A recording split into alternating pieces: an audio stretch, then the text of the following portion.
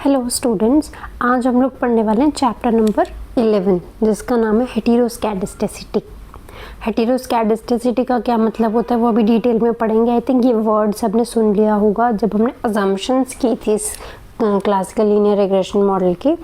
वहाँ पे हमने दो वर्ड्स पढ़े थे, होमोस्कैडिस्टिसिटी और हेटेरोस्कैडिस्टिसिटी। तो हेटेरोस्कैडिस्टिसिटी इज़ अ प्रॉब्लम। इकोनोमेट्रिक्स में बहुत सारी प्रॉब्लम्स हैं जो हम डिस्कस करने वाले हैं। जैसे कि इससे पहले जो हमने प्रॉब्लम की थी that was multicollinearity. Now next problem that we are going to do today is heteroscedasticity. So what is heteroscedasticity? Basically when the error variance is not constant, तब हमारे पास मॉडल में क्या प्रेजेंट होती है, हेटेरोस्कैडिस्टिसिटी होती है। So let's start with the topic. सबसे पहले तो हम ये देखते हैं, अभी तक in the classical linear regression model हमने एक अजम्पशन ली थी that your UI the disturbance term जो होती है वो जो होती है ये होमोस्कैडिस्टिसिटिक होती है। इसका मतलब ये है कि आपकी एरर टर्म जो है उसका वेरिएंस इक्वली डिवाइडेड होता है, या फिर उसका जो स्प्रेड है वो एक तरीके से सेम होता है, कांस्टेंट होता है। तो यहाँ पे होमो का मतलब होता है सेम और स्कैडिस्टिक का मतलब होता है स्प्रेड। अब यहाँ पे what we are going to do here in this chapter is कि व्हाट इज हेटेरोस्कैडिस्टिसिटी। तो सबसे पहली चीज़ तो हम मीनिंग ही पढ़ेंगे इसका, किसका, हेटेरोस्कैडिस्टिसिटी का। मीनिंग ऑफ हेटेरोस्कैडिस्टिसिटी, फिर उसके क्या कॉन्सिक्वेंसेस होते हैं। सेम मल्टीकोलिनियरिटी में जो फॉलो किया था सेम प्रोसेस, उसके कॉन्सिक्वेंसेस क्या होते हैं। How does one detect it, detection किस तरीके से करेंगे, और आपका लास्ट होता है रेमेडियल मेजर्स इसके क्या होंगे।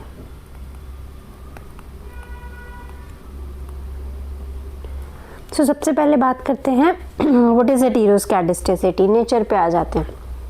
सो अभी तक हमें पता था कि variance of each disturbance term जो है is some constant number equal to sigma square. हम ये मानते थे कि जो वेरिएंस होता है यू आई का it is equal to some constant number that is sigma square. इसी को हम क्या बोलते हैं, होमोस्कैडिस्टिक वेरिएंस।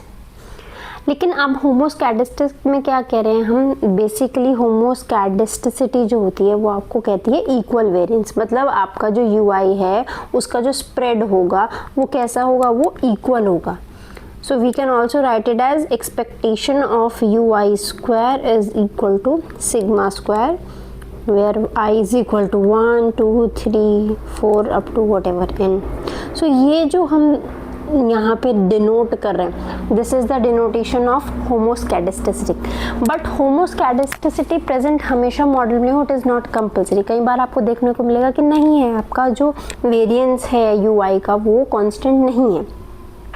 इसका मतलब क्या है, इसका मतलब है आपको कुछ इस तरीके से दिखाएगा ई of u I square is sigma I square. देखो यहाँ पे क्या है डिफरेंस, देखो यहाँ पे कोई आई नहीं है, it is a constant term. यहाँ पे क्या है, आई है, यही डिफरेंस है बस, बाकी पूरी चीज़ सेम है। इसका मतलब आई का मतलब है जैसे जैसे आई चेंज होगा वैसे वैसे आपका वेरिएंस भी चेंज होगा। यहाँ पे आई सिर्फ आपको ये बता रहा है जैसे जैसे आई चेंज होगा वैसे वैसे ही आपका सिग्मा स्क्वायर भी चेंज होगा। यहाँ पे आई चेंज होने की वजह से सिग्मा स्क्वायर चेंज नहीं हो रहा है। सो ये जो है this equation this is basically this is showing heteroscedasticity। अब हेटेरोस्कैडिस्टिसिटी हो गया, होमोस्कैडिस्टिसिटी हो गया। अब diagrammatically we can also present it. कैसे कैसे दिखा सकते हैं diagrammatically, let me import the file.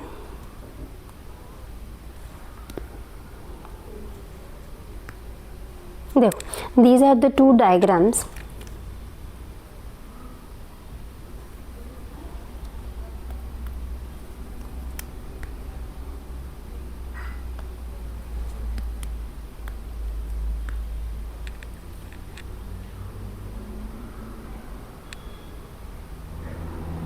These are the two diagrams जो कि आपको हेटेरोस्कैडेस्टिसिटी और होमोस्कैडेस्टिसिटी दिखा रहे हैं। यहाँ पे आपको दो वेरिएबल हैं जिनका ये प्लॉट दिया हुआ है, income on the x axis and saving on the y axis. इसका मतलब है सेविंग्स जो है वो डिपेंड है आपकी इनकम पे। अब देखो सेविंग और डिपेंड और इनकम का इन्होंने यूआई का स्प्रेड निकाला, तो देखो यहाँ देखो this spread, this is the spread कि आपकी जो वैल्यूज हैं वो कहाँ तक स्प्रेड है, ये स्प्रेड है। देखो ये तीनों लाइंस बिल्कुल बराबर है, तीनों लाइंस बिल्कुल बराबर हैं। तो ये जो डायग्राम है this is the diagram of homoscedastic disturbances. इसका मतलब यहाँ पे आपका E you I square is equal to sigma square constant है। यहाँ पे आप देखोगे आपको मिलेगा कि देखो स्प्रेड या वेरिएंस इसका इतना है, यहाँ देखो this is increasing, this is increasing, increase कर रहा है। यहाँ इस पॉइंट से अगर हम इस पॉइंट तक देखें तो ये इंक्रीज कर रहा है। इट मीन्स जैसे जैसे आपके एक्स की वैल्यूज चेंज कर रही है आपका जो यू आई है वो भी चेंज कर रहा है। यहाँ पे जैसे जैसे आपके एक्स की वैल्यू चेंज करी थी यू आई आपका सेम था। So this is showing heteroscedastic disturbances, heteroscedastic disturbances जहाँ पे आपका E you I square is equal to sigma I square. बस इतना डिफरेंस रखना है, छोटा सा डिफरेंस है आई का। ये भी इसका भी जो क्वेश्चन आता है ना आपका वो थियोरेटिकली ज़्यादा आएगा। तो दीज आर द थिंग्स जब आप एक्सप्लेन करोगे व्हाट इज़ हेटेरोस्कैडेस्टिसिटी तो वो इसी तरीके से एक्सप्लेन करोगे, डायग्राम बना सकते हो।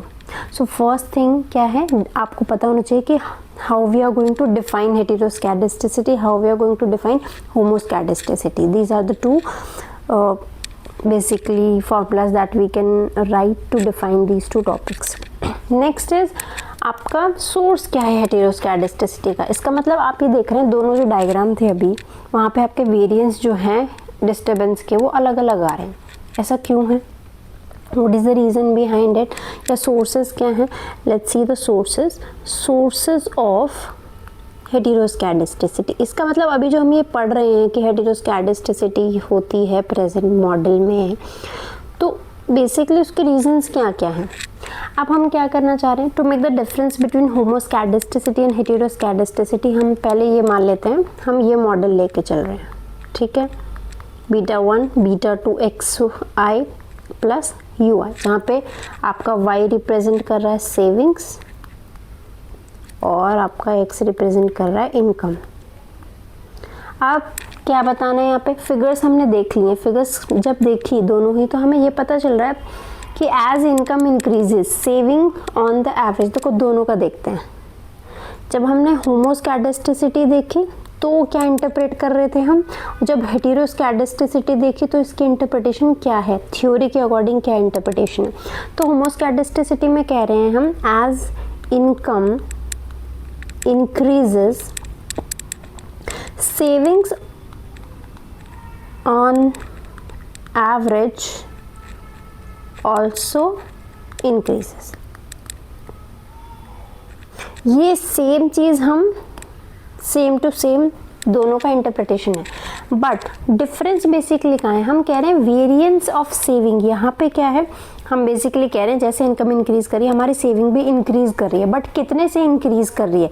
तो यहाँ पे जो वेरिएंस है, वेरिएंस है किसका, variance of savings, variance of savings remains, variance of saving remains the same at all level of income, at all levels of income।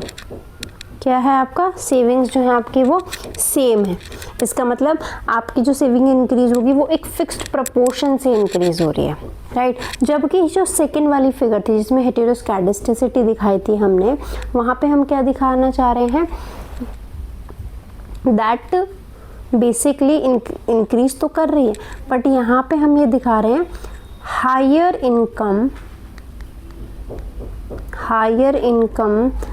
Families, higher income families on the average, higher income family on the average save more, save more than the lower income families. और यहाँ पे variability ज़्यादा है। देखो दोनों में क्या कह रहे हैं, इनकम इंक्रीज करिए तो सेविंग भी इंक्रीज करिए दोनों ही केसेस में, बट यहाँ पे वेरिएंस हमारा क्या है, सेम है, और यहाँ पे वेरिएंस अलग है।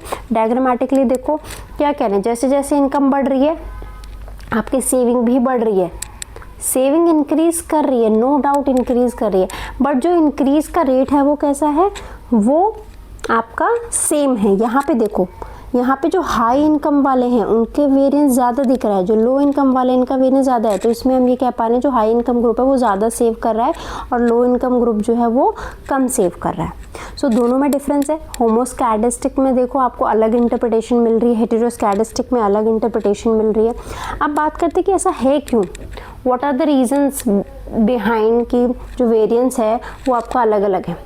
सो रीजंस क्या हैं आपके, या सोर्सेस क्या क्या हैं आपके। सबसे पहला रीज़न तो है error learning model. Error learning model, इसमें बहुत सारे एग्जाम्पल ले सकते हैं। अगर आप कोई मॉडल ऐसा ले रहे हैं जहाँ पे आप स्टार्टिंग में कुछ एरर कर रहे थे लेकिन उसके बाद आप क्या कर रहे हो, आप कम एरर कर रहे हो। जैसे कि आप इसमें एग्जाम्पल ले लो टाइपिंग प्रैक्टिस, ठीक है, टाइपिंग प्रैक्टिस कर रहे हो आप कंप्यूटर पे। जब आप शुरुआत करते हो टाइपिंग प्रैक्टिस की तो आपके एरर्स ज़्यादा आते हैं, इट मीन्स वेरिएंस आपका ज़्यादा होगा। लेकिन ओवर टाइम क्या होगा, जैसे जैसे आपकी प्रैक्टिस, जितने ज़्यादा नंबर ऑफ़ आवर्स आप प्रैक्टिस बढ़ाएंगे उतने ज़्यादा आपके एरर के चांसेस क्या होते जाएंगे, कम होते जाएंगे। तो इसका मतलब if we are taking the model जिसमें आपको एरर लर्निंग मॉडल टाइप का कुछ है, जहाँ पे आपको पता है ओवर टाइम जैसे आपके एफर्ट्स बढ़ेंगे आपके रिजल्ट्स जो है वो इम्प्रूव होंगे, एरर्स जो है वो कम होंगे, तो उस केस में आपको हेटेरोस्कैडिस्टिसिटी देखने को मिलेगी and it is very natural. Although it is problematic according to the econometric modelling, but models हैं ऐसे जिनमें आपको देखने को मिलेगी। ऐसा तो हमेशा होगा नहीं कि वेरिएंस आएगा ही नहीं ओवर टाइम। सेकंड आपका है डिस्क्रिशनरी इनकम। अभी अगर हम प्रेजेंट वाला एग्जांपल लें तो यहाँ पे हम क्या कह रहे हैं, जितना ज़्यादा लोगों की इनकम ग्रो करती है उनकी डिस्क्रिशनरी इनकम वो इनकम होती है जो बेसिकली हम यूज़ करते हैं फॉर द डिस्पोजिशन, या बेसिकली खर्च करने के लिए जो हम पैसा निकाल रहे हैं वो। जैसे जैसे इनकम आपकी बढ़ती जाएगी लोग ज़्यादा क्या करते जाएंगे, बेसिकली खर्च करते जाएंगे। बट इसका एक रूल है, जैसे हमने केन्स में मैक्रो इकोनॉमिक्स में सबने पढ़ा है, केन्स का रूल कहता है जैसे जैसे इनकम बढ़ती है वैसे वैसे आपकी कंजम्पशन बढ़ती है। लेकिन ओवर टाइम क्या होता है, आपकी कंजम्पशन का जो रेट है वो इनकम के चेंज जितना नहीं बढ़ता है। आप इसका मतलब सीधा सीधा आप ओवर टाइम क्या करते हो, सेविंग्स ज़्यादा करते हो। तो ये डिस्क्रिशनरी इनकम हो गया। ऐसा कोई कॉन्सेप्ट अगर आपके मॉडल में है तो it will definitely show the science of heteroscedasticity. Third, as data collecting techniques improve, as data collecting techniques improve, अगर आप कोई डेटा कलेक्शन की टेक्निक जो है वो इम्प्रूव कर रहे हैं, आपको पता है ओवर टाइम क्या हो जाएगा, एरर्स कम हो जाएंगे, तो आपको जो सिग्मा आई स्क्वायर है इज़ लाइकली टू डिक्रीज। ऐसा क्यों? सिग्मा वेरिएंस क्या बताता है, वेरिएंस का कॉन्सेप्ट दिमाग में आ जाए। वेरिएंस ये बताता है कि आपकी जो एक्चुअल वैल्यू है और आपने जो प्रेडिक्ट की थी उसके बीच का difference, that is the variance. ठीक है, तो वेरिएंस कितना, अब जब आपको ये पता, आप इसका नंबर बढ़ाते जाओगे, डेटा का कलेक्शन बढ़ाते जाओगे इसको लेके, तो ऑब्वियस सी बात है इसके बराबर आ जाएगा, इसके बीच का डिफरेंस जो एरर है वो कम होता जाएगा, वेरिएंस कम होता जाएगा। तो डेटा कलेक्शन की टेक्निक जब अच्छी होती है तो भी आपका सिग्मा आई स्क्वायर क्या होता है, कम होता है। So this is also one of the reason जिसकी वजह से हमारे मॉडल में हमें हेटेरोस्कैडिस्टिसिटी देखने को मिलेगी। It is also a result of presence of outlier, outlier कई बार आउटलायर की वजह से भी होता है। आउटलायर्स क्या होते हैं, आउटलायर जैसे आपके नंबर मॉडल में कुछ इस तरीके से हैं 2, 3, 4, 5 और सडनली आपको यहाँ पे मिल जाए एक 50। सो ये 50 क्या है, आउटलायर है, क्योंकि ये आपके पूरे डेटा को क्या कर रहा है, ओवर पावर कर रहा है। सो जब भी आपको आउटलायर्स देखने को मिलेंगे उस केस में भी हेटेरोस्कैडिस्टिसिटी प्रेजेंट होगी, क्योंकि उस आउटलायर की वजह से वेरिएंस बहुत ज़्यादा दिखेगा। देन यू हैव आपको आप कई बार क्या करोगे कि हो सकता है your model is not correctly specified, model is not correctly specified, आपका मॉडल ही करेक्टली स्पेसिफाइड नहीं है। ये हम from very first chapter assumption पढ़ते आ रहे हैं। अगर आपको ये जो वेरिएबल इंपॉर्टेंट है वो इंक्लूड ही नहीं कर रहे मॉडल में, तो आपका मॉडल क्या हो जाएगा, इनकरेक्टली हम क्या कर रहे हैं उसको एक इनकरेक्ट मॉडल बना रहे हैं basically, it is not correctly satisfied. So इस वजह से भी हेटेरोस्कैडिस्टिसिटी के प्रेजेंट होने के चांसेस जो हैं वो बहुत ज़्यादा बढ़ जाते हैं। एक आपका आता है यहाँ पे, हो सकता है आपने इनकरेक्ट डेटा ट्रांसफॉर्मेशन कर दिया हो, incorrect data transformation. Data transformation का मतलब होता है आप पूरे डेटा को किसी एक स्पेसिफिक नंबर से मल्टीप्लाई, डिवाइड, प्लस, माइनस कर रहे हो, लेकिन आपने वो इनकरेक्ट कर दिया, तो उस केस में भी चांसेस हैं कि क्या होगा, आपका हेटेरोस्कैडिस्टिसिटी आपके मॉडल में प्रेजेंट हो सकती है। हो सकता है कि आपने क्या किया हो, इनकरेक्ट फंक्शनल फॉर्म यूज़ कर ली हो, लीनियर यूज़ करनी थी, लॉग लगा दिया, ठीक है, लॉग मॉडल ले लिया, या लॉग लेना था, ठीक है, लॉगलिन ले लिया। तो इस केस में भी देयर आर हाई चांसेस कि आपको क्या देखने को मिलेगा, आपको हेटेरोस्कैडिस्टिसिटी देखने को मिलेगी। अब इसमें एक और इम्पॉर्टेंट चीज़ है कि हेटेरोस्कैडिस्टिसिटी सबसे ज़्यादा कहाँ देखने को मिलेगी, it is common, very common in cross sectional data, in cross sectional data. Cross sectional data होता है आपका जो कि आप कैसे ले रहे हो, डिफरेंट वेरिएबल्स का डिफरेंट टाइम पे ले रहे हो, that is cross sectional data. तो क्रॉस सेक्शनल डेटा में बहुत चांसेस हैं कि आपकी हेटेरोस्कैडिस्टिसिटी देखने को मिलेगी ही मिलेगी। सो ये रीजंस है जिनकी वजह से हेटेरोस्कैडिस्टिसिटी होती है मॉडल में। नेक्स्ट जो हमारा इंपॉर्टेंट टॉपिक है दैट इज़ कॉन्सिक्वेंसेस। कॉन्सिक्वेंसेस किसके कॉन्सिक्वेंसेस ऑफ हेटेरोस्कैडिस्टिसिटी। इसमें हमें ये देखना है कि अगर मॉडल में आपके हेटेरोस्कैडिस्टिसिटी प्रेजेंट है, इसका मतलब आपका जो वेरिएंस है वो कांस्टेंट नहीं है, तो इस केस में आपके मॉडल में क्या क्या चीज़ें देखने को मिल सकती हैं, कॉन्सिक्वेंसेस क्या होंगे इसके, पॉजिटिव नेगेटिव तो अलग बात है, बट पहले कॉन्सिक्वेंसेस देखने के मतलब हमें ये देखना है कि होंगे क्या, पॉजिटिव है, नेगेटिव है, या फिर कोई फ़र्क नहीं पड़ रहा इस टाइप के। तो सबसे पहला जो कॉन्सिक्वेंसेस है वो हम, उसकी हेडिंग है, हम चेक करेंगे OLS एस्टिमेशन को। सबसे पहले तो OLS एस्टिमेशन जब हेटेरोस्कैडिस्टिसिटी मॉडल में प्रेजेंट है।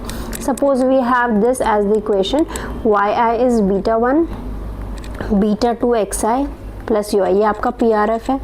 इसके कॉरस्पॉन्डिंग आपका SRF क्या हो जाएगा, yi hat β1 hat β2 hat xi plus ui hat, यही हो जाएगा। OLS एस्टिमेशन में हम क्या कैलकुलेट करते हैं, β2 हैट और β1 हैट। तो β2 हैट की आपकी वैल्यू वही आ जाती है, और ये फॉर्मूला याद होगा सबको, summation xi yi upon summation xi square, chapter 3 में हमने डिराइव किया था ये। और इसका जो वेरिएंस होता है, because we have heteroscedastic sigma square, तो इस केस में आपका जो वेरिएंस होता है वो जाता है sigma summation xi square upon summation xi square का होल स्क्वायर, और यहाँ आ जाता है सिग्मा i स्क्वायर। डिफरेंस क्या है मैं अभी बता देती हूँ, ये आपका तब आ रहा है जब हेटेरोस्कैडिस्टिसिटी प्रेजेंट है, ठीक है, और अदरवाइज आपका ये इसकी जगह पे होमो में आता है सिग्मा स्क्वायर, बस सिग्मा स्क्वायर आता है। सो डिफरेंस ये है, यहाँ पे जैसे ही आपका ये क्या हुआ, हेटेरोस्कैडिस्टिक हुआ, आपका ये वेरिएंस भी क्या हो गया, चेंज हो गया। तो ये हेटेरोस्कैडिस्टिसिटी का वेरिएंस है। तो सबसे पहला कॉन्सिक्वेंस तो क्या आ गया, आपका वेरिएंस चेंज हो गया। सबसे पहला कॉन्सिक्वेंस क्या आ गया, वेरिएंस जो है वो चेंज हो गया from sigma square to sigma I square. किस में चेंज हो गया, β2 हैट के फॉर्मूले में। सबसे पहला कॉन्सिक्वेंसेस आई थिंक सबको क्लियर होगा। अब इसके बेसिस पे वी हैव, अब देखते हैं कि इसके बेसिस पे हम और क्या कह सकते हैं।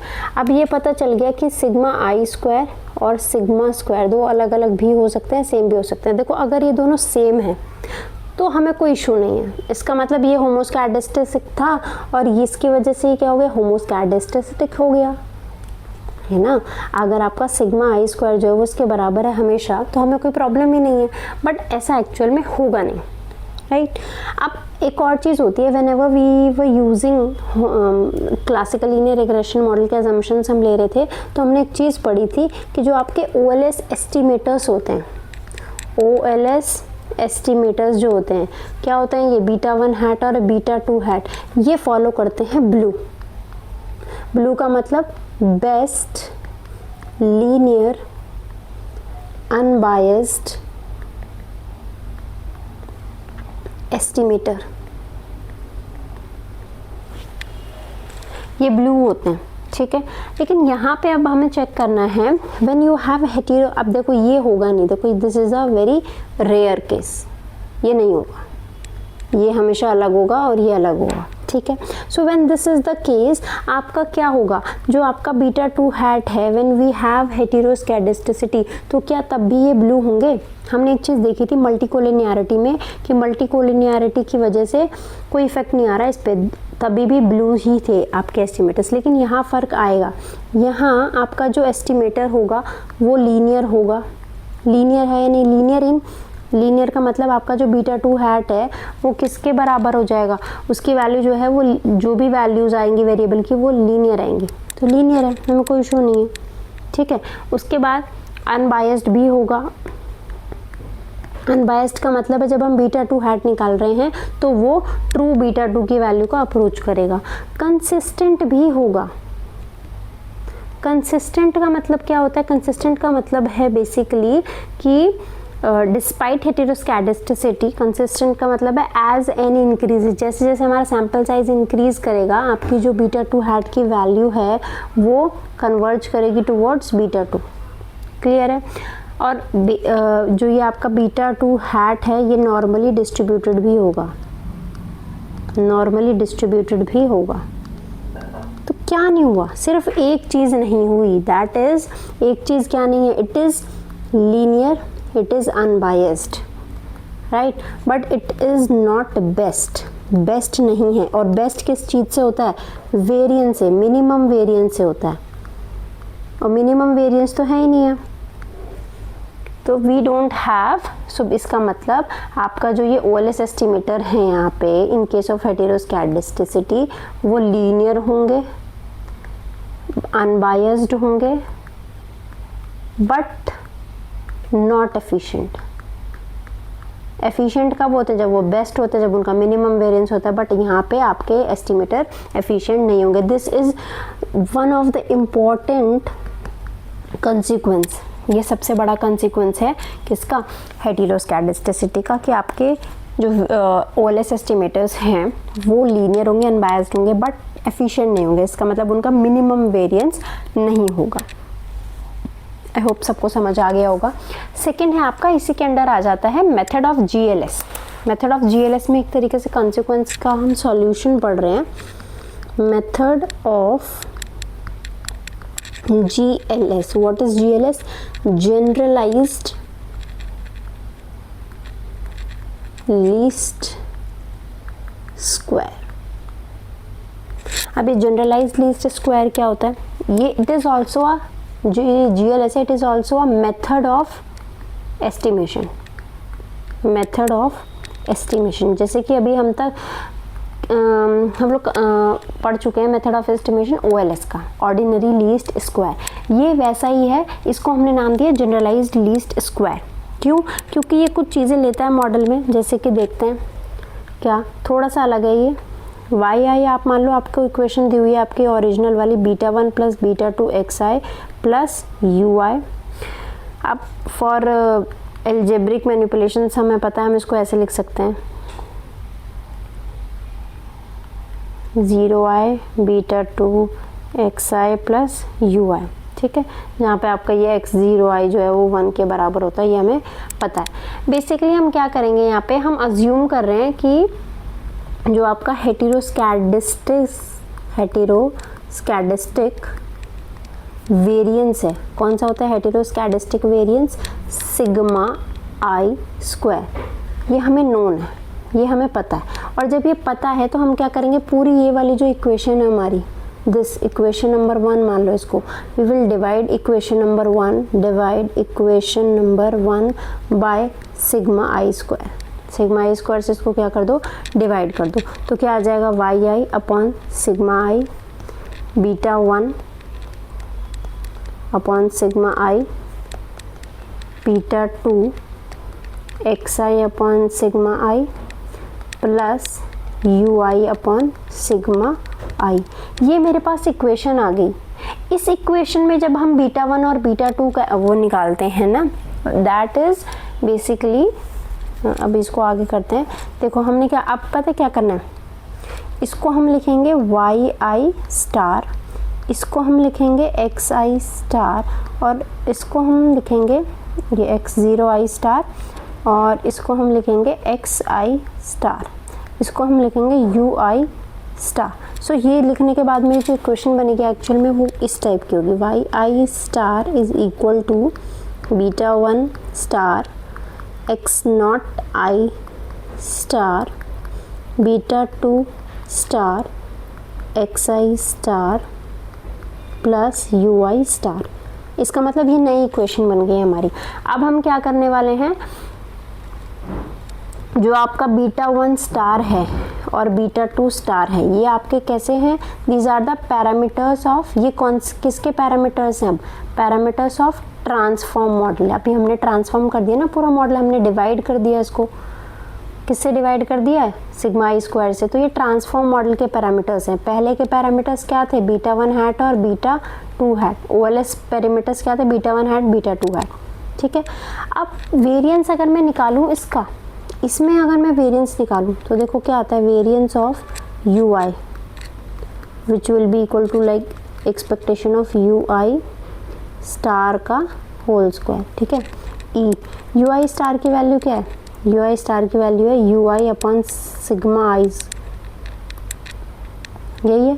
सो यहाँ लिखूंगी मैं u I upon sigma i का होल स्क्वायर। ठीक है, सिग्मा आई से डिवाइड किया था ना इसको, ये सिग्मा होगा।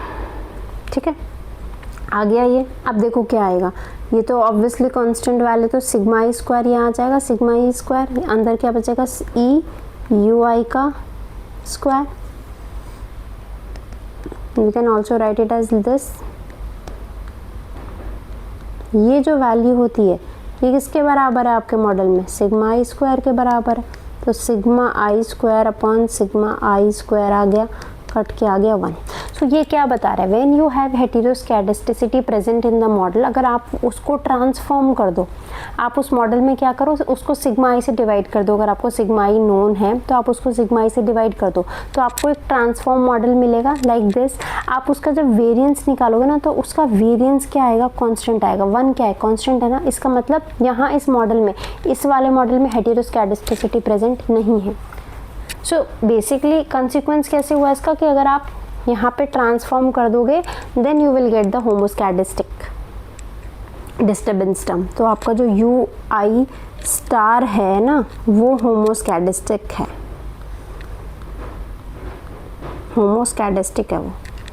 अब यहाँ पे जो आपके ये बीटा 1 स्टार बीटा 2 स्टार हैं, they are now BLUE, they are now BLUE. लेकिन हम इसको क्या बोलते हैं, ये ओएलएस एस्टिमेटर नहीं है आपके, ये इन एस्टिमेटर्स को हम क्या बोलते हैं, इन्हीं एस्टिमेटर को हम बोलते हैं ये जीएलएस एस्टिमेटर्स हैं, generalised least square, GLS estimator. ठीक है, अब ये जीएलएस बेसिकली है क्या, अगर डेफिनेशन लिखना चाहें हम जीएलएस की, व्हाट इज जीएलएस, ये पूरे मॉडल में हमने किया क्या, तो जीएलएस में हमने क्या किया है, basically it is a procedure, एक प्रोसीजर फॉलो किया है किस चीज़ का, of transforming the original variables in such a way, इस तरीके से हमें अपने मॉडल को ट्रांसफॉर्म करना है that the transformed variable transformed variables satisfy the CLRM assumptions.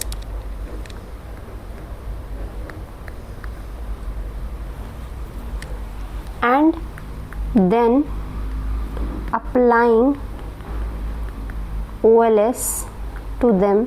जैसे हमने OLS निकाला था वैसे हम GLS, अगर हम उसको OLS निकालें, इसी मेथड को हम क्या कहते हैं, basically is method of GLS, generalised least square. और ये जो आपके एस्टिमेटर्स हैं यहाँ पे β1 स्टार, β2 स्टार, इनको हम क्या बोलते हैं, GLS एस्टिमेटर्स बोलते हैं, इसको GLS एस्टिमेटर्स बोलते हैं. और ये जो GLS एस्टिमेटर्स हैं आपके, वो क्या हैं, ब्लू हैं. आई होप ये समझ आ गया होगा सबको. अब नेक्स्ट जो इसका कॉन्सिक्वेंस का टॉपिक है, that is difference between OLS and GLS. Difference between OLS and GLS. अब हम यहाँ पे एक मेथड नया पढ़ा, that is GLS.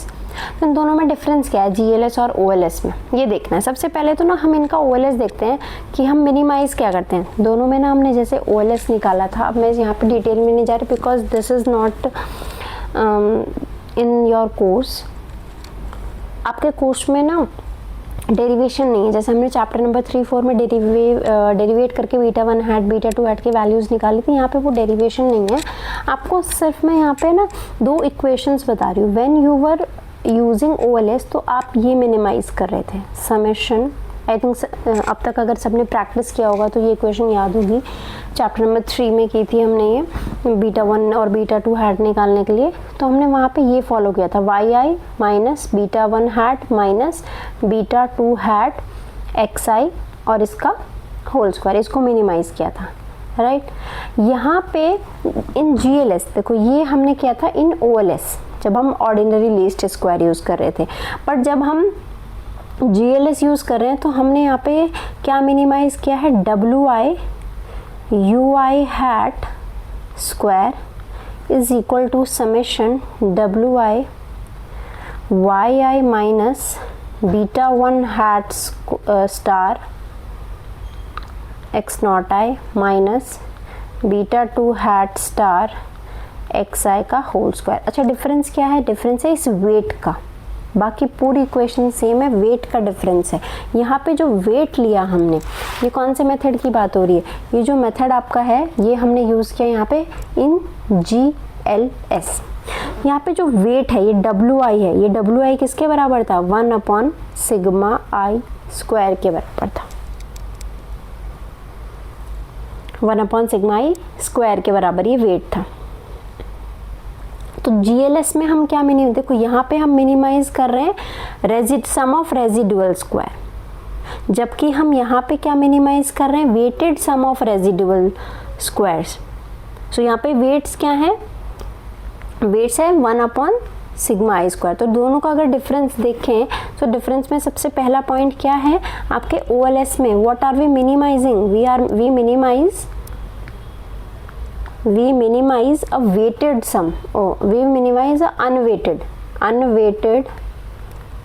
sum of residual squares. ठीक है, RSS जो है अनवेटेड वाला. जबकि जो GLS है उसमें हम यहाँ क्या मिनिमाइज कर रहे हैं, we are minimizing, basically minimize a weighted sum of residual square. पहला डिफरेंस क्लियर होगा OLS और GS का, जहाँ पे आपके जो वेट है वो किसके बराबर है, 1/σi स्क्वायर के बराबर है. GLS में जो वेट असाइन कर रहे हैं हम हर एक ऑब्जर्वेशन को, वो इनवर्सली प्रोपोर्शनल है टू σi. ठीक है.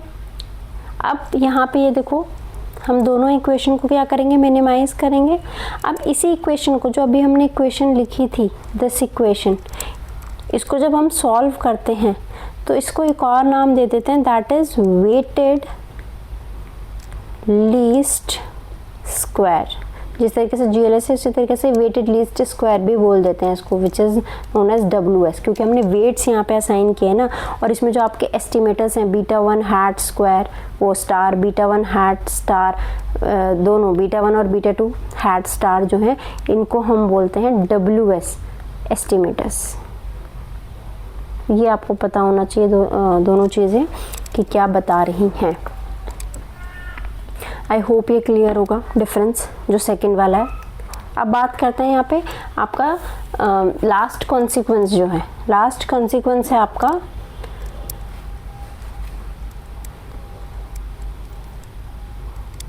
देखते हैं, अगर आप ये अज्यूम कर रहे हैं if sigma I square is known, अगर आपको ये नोन है, can we establish confidence interval and test hypothesis with the usual TNF test. अगर आपको ये पता है तो क्या हम निकाल सकते हैं आपका कॉन्फिडेंस इंटरवल और टेस्टिंग कर सकते हैं? द आंसर इज नो, आप नहीं निकाल सकते। रीज़न क्या है इसके पीछे? बिकॉज आपका जो वेरिएंस होगा β2 हैट स्टार का वो क्या होगा, it will be less than variance of β2 hat, which means that आपका जो कॉन्फिडेंस इंटरवल होगा वो क्या होगा, वो अननेसेसरीली लार्जर होगा। ठीक है, as a result the TNF test जो है उनके रिजल्ट जो हमारे कैसे आएंगे, इनएक्यूरेट आएंगे। तो हम यहाँ पे जब भी हेटेरोस्कैडिस्टिसिटी प्रेजेंट होगी हम नॉर्मल T टेस्ट और F टेस्ट नहीं लगा सकते विद दिस β2 हैट। तो यहाँ पे क्लियर हो जाना चाहिए कि β2 हैट क्या है और β2 हैट स्टार क्या है। ये किसका है? ये आपका GLS का एस्टिमेटर है जो कि ब्लू है। इसका मतलब यहाँ पे इसका जो वेरिएंस आएगा वो कैसा है, वो मिनिमम आएगा। लेकिन ये क्या है आपका, ये वो OLS एस्टिमेटर है जहाँ पे हेटेरोस्कैडिस्टिसिटी प्रेजेंट है। इसका मतलब it is no more BLUE. यहाँ पे वेरिएंस जो है वो मिनिमम नहीं है। सो इसका वेरिएंस ज़्यादा है, इसका वेरिएंस कम है और इसका वेरिएंस ज़्यादा है। जहाँ वेरिएंस ज़्यादा आ जाए वहाँ आपको पता है आपका कॉन्फिडेंस इंटरवल भी क्या आता है, ज़्यादा आता है। क्यों? क्योंकि कॉन्फिडेंस इंटरवल में आपकी वेरिएंस की वैल्यू ऐड होती है ना, इस वजह से। कॉन्फिडेंस इंटरवल अगर आपका पहले ये था, ठीक है, तो अब क्या हो जाएगा, वाइडर हो जाएगा इतना। रिजेक्शन रीजन कम हो जाएगा, एक्सेप्टेंस रीजन जो है वो ज़्यादा हो जाएगा। सो ये प्रॉब्लमेटिक है। और अगर T हमारा सिग्निफिकेंट नहीं है तो F टेस्ट लगाने का भी कोई फ़ायदा नहीं। तो जब भी आपकी हेटेरोस्कैडिस्टिसिटी प्रेजेंट होती है आपको कॉन्फिडेंस इंटरवल जो है वो क्या होता है, वाइड होता है। T और F टेस्ट आपके इनसिग्निफिकेंट हो जाते हैं, कोई उनका ज़्यादा रोल नहीं रहता है। तो इस पूरे प्रोसेस से बचने के लिए that's why we use GLS। ये एक सॉल्यूशन भी है, कंसिक्वेंस भी है। So these are the basically consequences of the heteroscedasticity.